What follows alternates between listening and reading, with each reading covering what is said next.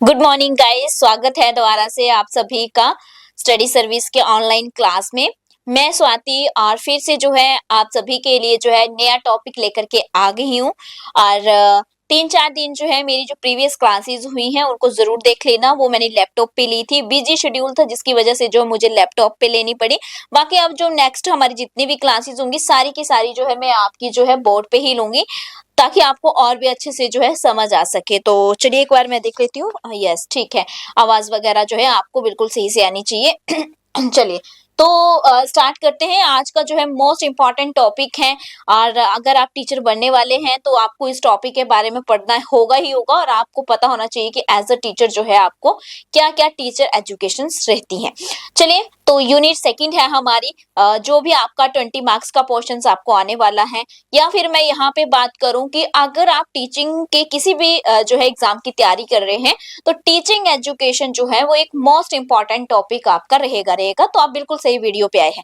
चलिए तो जल्दी से कमेंट करके जो है मुझे बता दीजिएगा कि आपको हमारी क्लासेस कैसी लग रही है, और अगर आपने चैनल को सब्सक्राइब कर लिया है तब अच्छी बात है, अगर नहीं किया है तो कर लेना। चलिए तो ज्यादा बातें ना करते हुए मैं जो अपने कॉन्सेप्ट की ओर चलती हूँ। साथ में बता दूं कि जो सर का ये जो क्लास होती है आपकी शाम को 6 बजे रहती है, जिसमें मेरी ही इसी क्लासेस के यानी कि जो आपकी ये जो बीएड वाला सेशन है इसी के रिलेटेड क्वेश्चंस करवाए जाते हैं। तो आप जरूर सर की क्लास को देखें, और अगर आप कर रहे हैं इनमें से किसी भी टेस्ट की तैयारी तो आप हमारे पास जो है पेड कोर्सेज जो है अवेलेबल है, आप उनको ले सकते हैं अगर आप टेट और कमीशन की तैयारी कर रहे हैं। चलिए नेक्स्ट देखते हैं। आज जो हमारा जो मोस्ट इम्पॉर्टेंट हमारा टॉपिक रहने वाला है, आज जिस टॉपिक पे हम बात करने वाले हैं तो वो है हमारा सेकंड यूनिट है। और यूनिट में जो आपका जो यूनिट है वो क्या है, teacher education and related aspect, यानी कि आपको जो है शिक्षक की जो एजुकेशन रहती है, शिक्षा रहती है, उसके बारे में, साथ साथ में जो है आपको उससे रिलेटेड जो भी एस्पेक्ट्स होंगे उनके बारे में जो है आपको इसके अंदर करना है। तो देख लेते हैं पहला कॉन्सेप्ट क्या दे रखा है इसमें। पहला कॉन्सेप्ट है कॉन्सेप्ट ऑफ टीचर एजुकेशन, यानी कि आपको जो है टीचर एजुकेशन के बारे में बताना है, साथ में इसके historical aspect of teacher education in India. तो भारत में जो भी उसका हिस्टोरिकल बैकग्राउंड रहा है टीचर एजुकेशन का, उसके बारे में देखना है। फिर बोला गया स्कोप ऑफ टीचर एजुकेशन कि जो भी टीचर एजुकेशन है उसके स्कोप यानी कि उद्देश्यों की बात करनी है। उसके बाद type of level teaching education, तो जो भी टीचर एजुकेशन है उसके जो भी टाइप और लेवल है, और साथ में प्रोग्राम्स जो उसके लिए चलाए जा रहे हैं या बात की गई है उनकी हम जो है यहाँ पे बात करेंगे। तो इस यूनिट का जो है फर्स्ट टॉपिक यही है हमारा, और इसी को जो है हम डिटेल में देखेंगे। चलिए तो आज जो हम करेंगे इसमें कवर मैं बता देती हूँ। सबसे पहले हम देखेंगे कॉन्सेप्ट ऑफ टीचर एजुकेशन क्या होती है ना, कि जो टीचर एजुकेशन है वो एग्जैक्ट में जो है वो होती क्या है। उसके बाद हम देखेंगे उसका हिस्टोरिकल एस्पेक्ट देखेंगे। तो आज हम इतना करेंगे हिस्टोरिकल एस्पेक्ट तक, उसके बाद जो है अगली नेक्स्ट क्लास में स्कोप देखेंगे। चलिए तो स्टार्ट करते हैं अपने। आई होप कि आप सब आगे होंगे क्लास के अंदर, और अपना जो है कॉन्सेप्ट को स्टार्ट करते हैं। सबसे पहले हम बात कर लेते हैं कि जो हमारी टीचर एजुकेशन होती है वो एक्चुअल में है क्या, है ना, उसका मतलब क्या होता है, टीचर एजुकेशन का मतलब क्या होता है। तो टीचर एजुकेशन के अगर हम बिल्कुल स्पेसिफिक वर्ड में देखें, देखो हिंदी मीडियम वाले घबराए नहीं, मैंने पहले कह रखा है, चाहे मैंने यहाँ पे टाइप इंग्लिश कर रखा है क्योंकि हिंदी टाइप करने में जो है फिर बहुत ज्यादा टाइम लग जाता है, बट मैं आपको एक्सप्लेन साथ में हिंदी में करती हूँ। क्या होता है, दो वर्ड्स में देखते हैं। एक है कॉम्पिटेंसी और एक है प्रोफिशिएंसी। आपका इसका क्या मतलब है, कॉम्पिटेंसी का मतलब है योग्यता, योग्यता मैं लिख देती हूँ यहाँ पे, योग्यता। और प्रोफिशिएंसी का मतलब होता है प्रवीणता,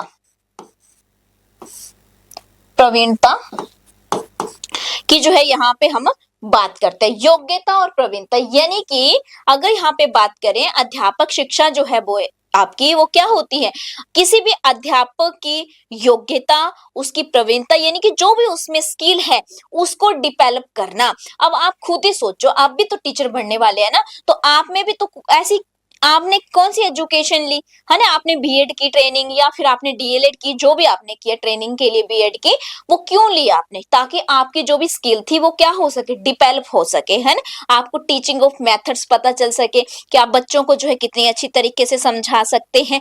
वही तो क्या है, टीचिंग एजुकेशन है या फिर कह सकते हैं टीचर एजुकेशन है, यानी कि एक अध्यापक को दी जाने वाली शिक्षा है जिसके अंदर आप अलग अलग तरीके से ट्रेनिंग करते हैं, अलग अलग मेथड सीखते हैं, बहुत सारी चीजों को जो है सीखते हैं। तो अब सबसे पहले ये तो आपको समझ आ चुका है कि टीचर एजुकेशन यानी कि आपकी अध्यापक शिक्षा जो है वो क्या होती है।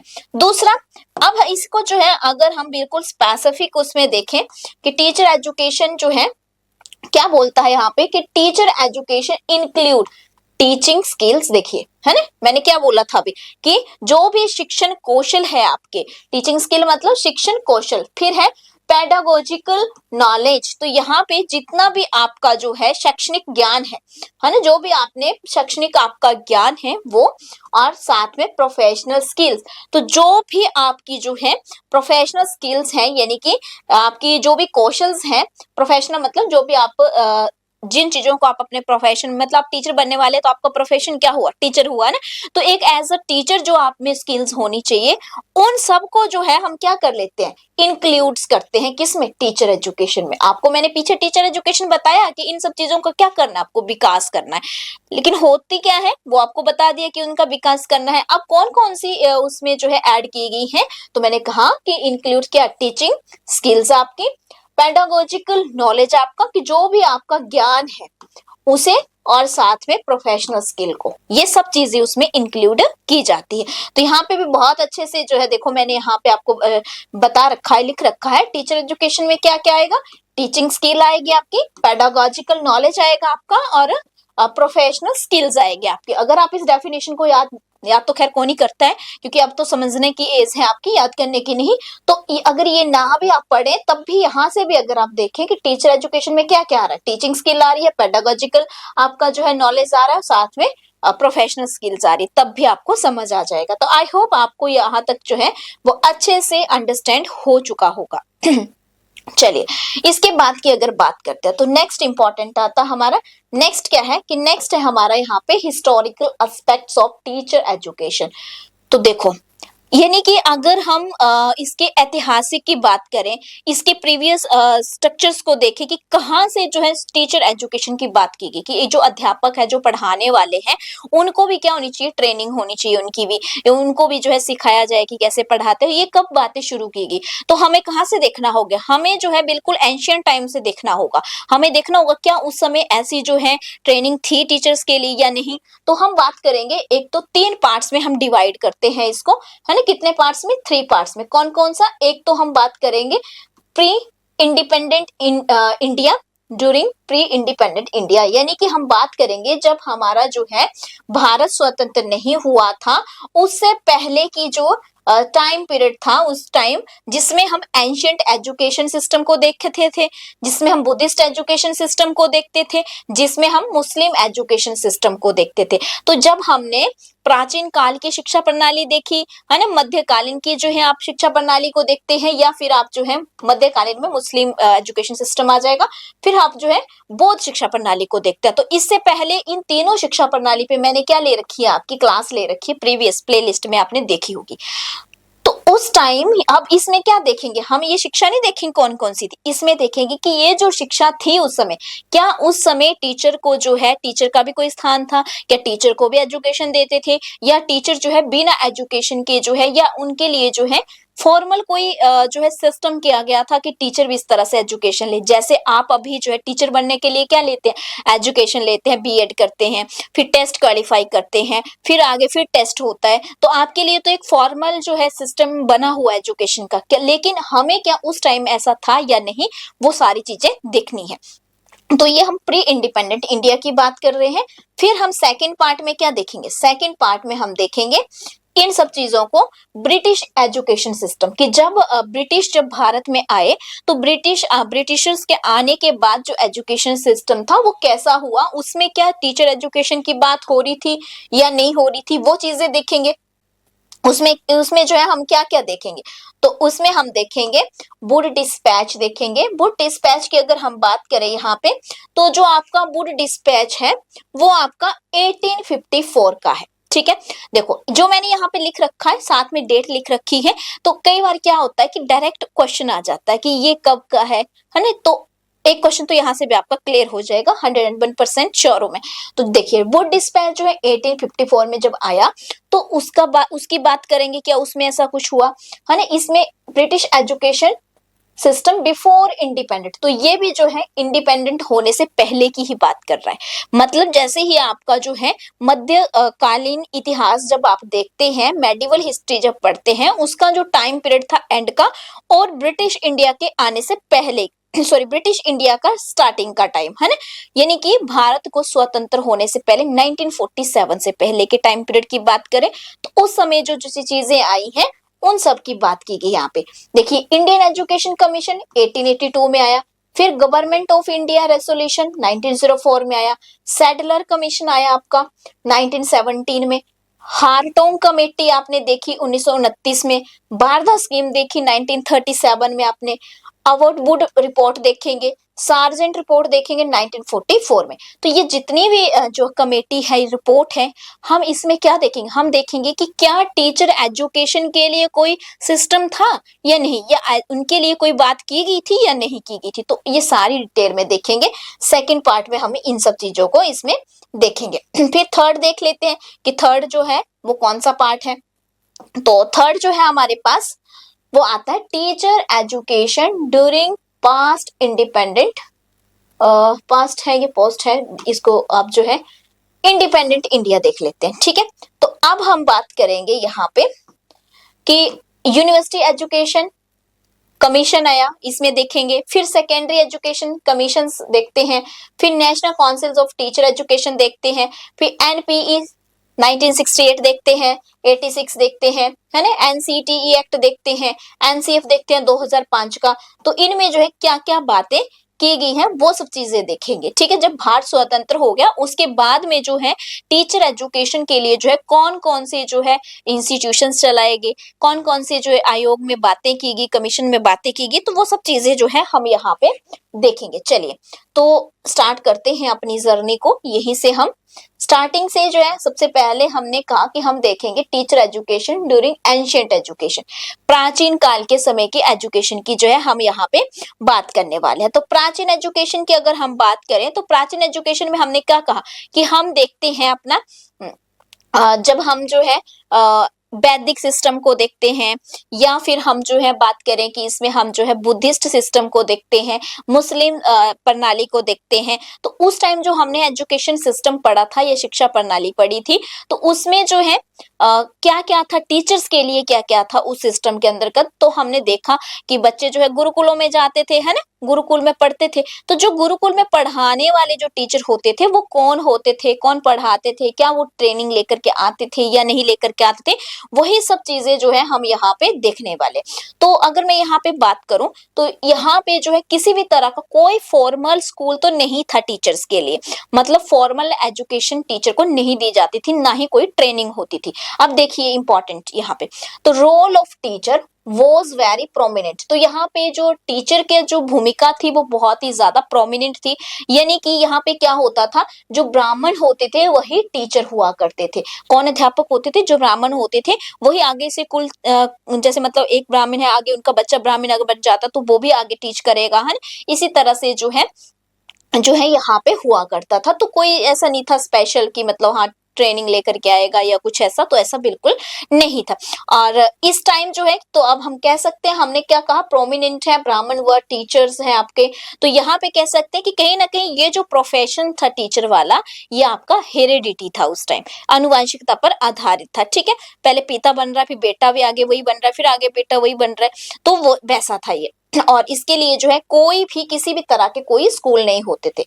Teacher were regarded as Brahma Vishnu and Mahesh. तो जो टीचर होते थे, अध्यापक होते थे, उनको इस तरह से सम्मान देते थे या इस तरह से उनका रिगार्ड करते थे जैसे ब्रह्मा विष्णु और महेश को करते थे। उसी तरह से जो है उस समय जो है अध्यापक को या टीचर को माना जाता था।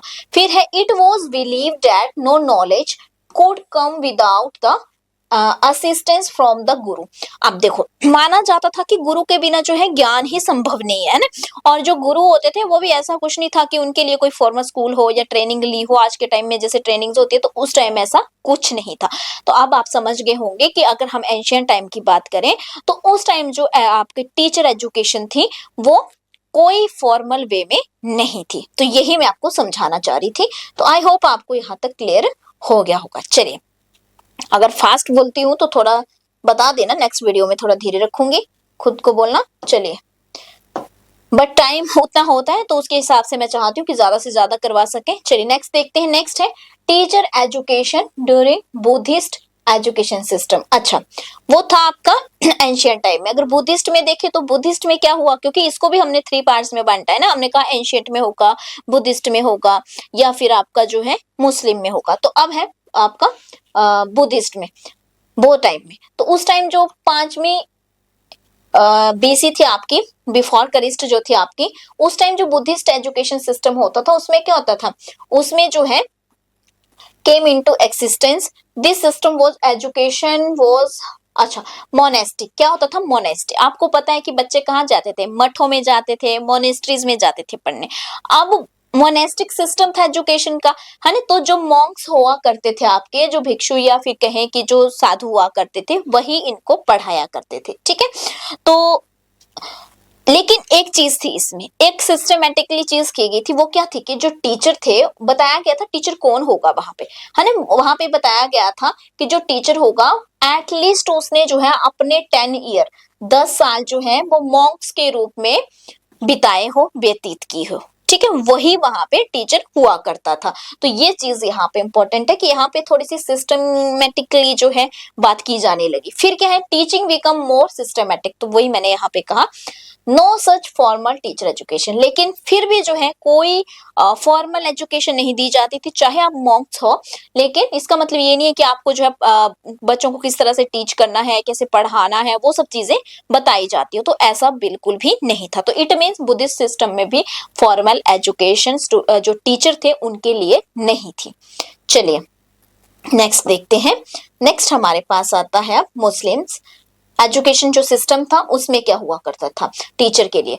तो जो अकबर थे, है ना, यहाँ पे क्या है कि जो अकबर थे उनका मोस्ट इंपॉर्टेंट रोल रहा है, क्योंकि उन्होंने अपने जो है उनके दरबार में जो भी लोग रहते थे उनको जो है बिल्कुल अच्छी तरह से, उनको जो है बहुत सारी बुक पब्लिश करवाई उनकी, जितने भी प्रसिद्ध हुए हैं अकबर के टाइम के। तो मतलब अकबर ने जो है टीचर्स की बहुत हेल्प की, उनको जो उनकी बुक पब्लिश करवाने में, उनको प्रसिद्ध करने में। तो अकबर का नाम जो है यहाँ पे इंपॉर्टेंट माना जाता है। लेकिन यहाँ पे भी जो है कोई, अगर हम कहें कि हाँ स्पेसिफिक ही जो है इसका बात की गई थी, स्पेसिफिक जो है अगर हम कहें कि कुछ बनाया गया होगा टीचर्स के लिए, पढ़ने के लिए, या मतलब कि कैसे पढ़ाना है या ट्रेनिंग मिलती है टीचर को, तो वो ऐसा बिल्कुल नहीं किया गया था ना। तो यहाँ पे भी हमें कोई एविडेंस नहीं मिले हैं कि टीचर के लिए जो है ट्रेनिंग होगी। लेकिन यहाँ पे क्या था कि जो study of Quran was compulsory. तो बहुत जरूरी था कि आप जो है स्टडी की हो, आपने किसकी, कुरान की जो है आपने स्टडी कर रखी हो। तो ये चीज यहाँ पे जरूरी थी। चलिए, तो ये भी आपको पता चल गया होगा। तो तीनों सिस्टम जो है आपको यहाँ पे पता चल चुके हैं फर्स्ट टाइप के, ठीक है। अब हम बात कर लेते हैं ब्रिटिश एजुकेशन की। जब ब्रिटिशर आए भारत में, तो उस समय जो एजुकेशन सिस्टम था उसमें टीचर्स के लिए क्या बात की गई। तो उस समय की अगर हम बात देखें, उनसे पहले अगर जो सिस्टम था वो हमने डिस्कस कर लिया कि एंशिएंट में क्या था, बुद्धिस्ट में क्या था, या फिर आपका मुस्लिम एजुकेशन में टीचर्स के लिए क्या व्यवस्था थी। तो उसमें कोई भी किसी भी तरह का जो है, जो आपका उस टाइम का टाइम पीरियड था, टीचर्स के लिए कोई ट्रेनिंग नहीं हुआ करती थी। चलिए नेक्स्ट देखते हैं। अगर हम बात करें, जैसे ही ब्रिटिशर्स जो है इंडिया में आते हैं, जैसे ही जो है ब्रिटिशर्स जो है आपके भारत में आते हैं, तो इसमें जो यूरोपियन मिशनरीज थी आपकी, ये जो यूरोपियन मिशनरीज थी, इनके द्वारा जो है फर्स्ट स्टार्ट स्कॉलर्स, यानी कि इनके द्वारा जो है डैनिश मिशनरी, देखो यूरोपियन मिशनरीज तो बहुत सारी थी। पहली बात, जैसे मान लो एशिया है, तो एशिया के अंदर तो बहुत सारे, जैसे इंडिया है, पाकिस्तान है, या फिर चाइना है, तो वैसे यूरोपियन मिशनरीज में बहुत सारी थी। लेकिन यहाँ पे कौन सी, जो डैनिश मिशनरीज थी आपकी, सबसे पहले जो है 1716 में जो है ये ओपन की गई।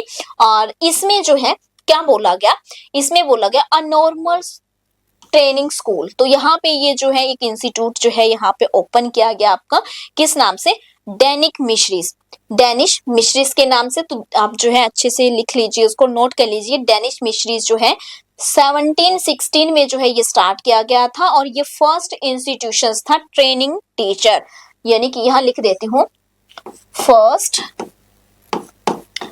Institution, first institution for teacher training. तो टीचर्स को जो है ट्रेनिंग देने का जो है पहला संस्थान था या फिर इंस्टीट्यूशंस था, ठीक है। तो डेनिश मिश्रीज था, कहां से आया था, यूरोपियन मिश्रीज से।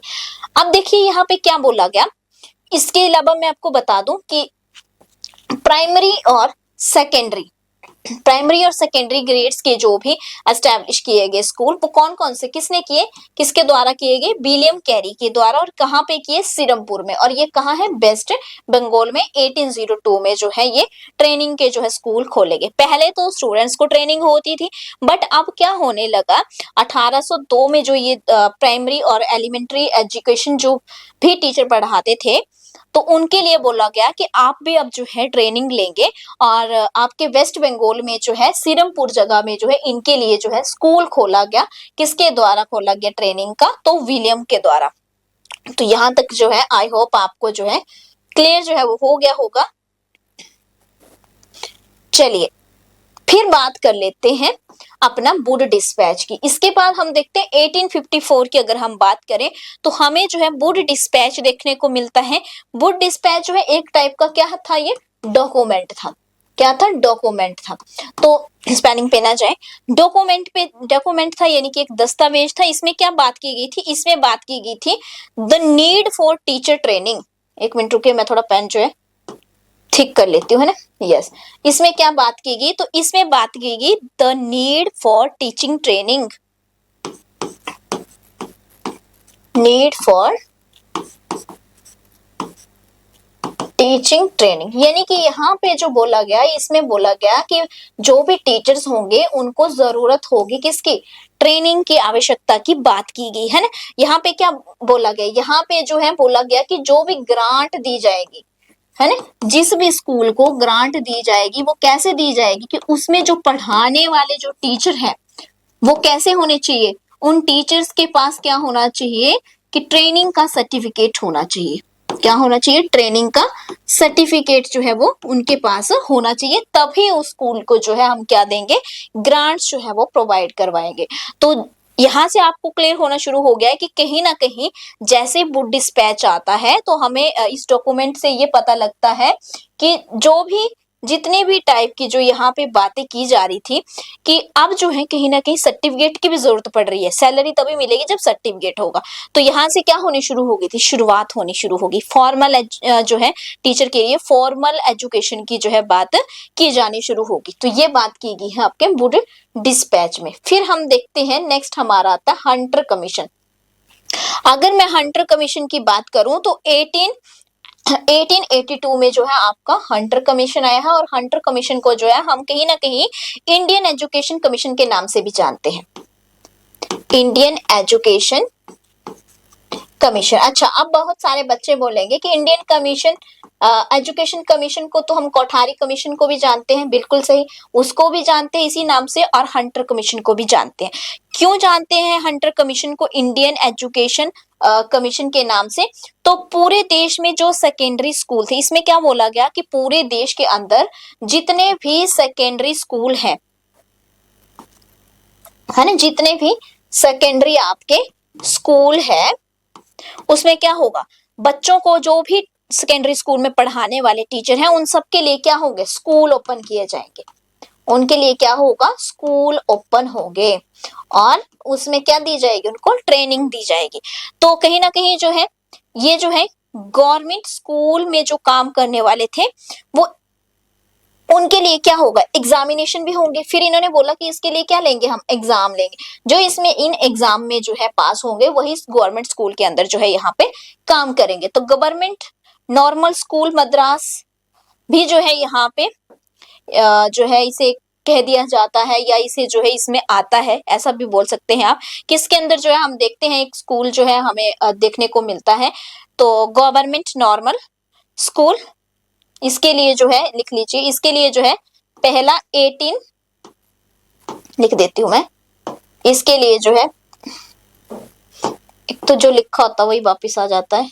इसके लिए जो है 1886 में 1886 में जो है स्कूल ओपन किया जाता है और पहला स्कूल खोला जाता है जिसको कहते हैं government normal school Madras. Government open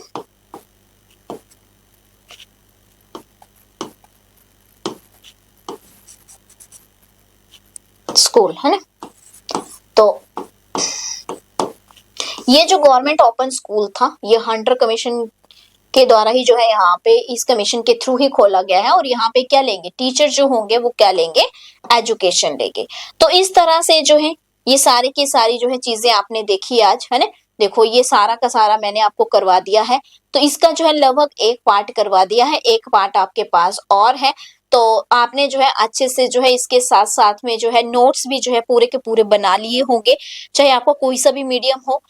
तो बोर्ड पे मतलब यानी कि पीपीटी पे जो है लिखना मुश्किल होता है दोनों ही लैंग्वेज में, तो एक में ही लिख पाते हैं। अदरवाइज अगर मैं इसकी बिल्कुल हिंदी भी साथ में लिखूंगी बहुत हौच पौच हो जाएगा, है ना।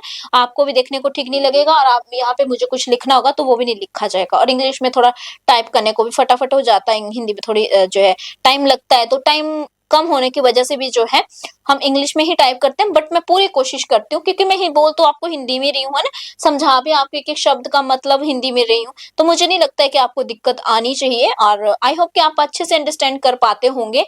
और जो है आप वीडियो को जो है लाइक कीजिए, अपने दोस्तों के साथ भी शेयर कीजिए। साथ साथ में जो है स्टडी सर्विस जो ऑनलाइन कोचिंग अकेडमी है, आप इसमें जो है कोर्सेज को भी अगर ज्वाइन करना चाहते हैं, हमारे और अदर कोर्सेज चले हैं इस कोर्स को छोड़ के, अदर बहुत सारे हमारे पेड कोर्सेज चले हैं। ये वाला तो आपको यूट्यूब में ही मिलेगा, फ्री ऑफ कॉस्ट रहेगा। इसके अलावा सर की क्लासेस होती हैं, एक 6 बजे होती है, एक 8:30 बजे होती है, शाम को 8:30 पे होती है और एक 6 PM पे होती है। दोनों ही क्लासेस जो है बहुत बहुत इंपॉर्टेंट है आपके लिए, आप उनको ज्वाइन कीजिए। और साथ में जो है कमेंट करके मुझे जरूर बताइएगा कि आपको क्लास कैसी लगी, आप अपनी तैयारी को अच्छे से कर पा रहे हैं या नहीं। मुझे जो है कमेंट करके बताना कि आप कहाँ-कहाँ से, हिमाचल से या अदर स्टेट से कहाँ-कहाँ से जो है वीडियो को देख रहे हैं। अपना जहां से भी आप वीडियो को देख रहे हैं अपनी जगह का नाम जरूर लिख के मुझे पोस्ट करना ताकि मुझे पता चले। Thank you so much.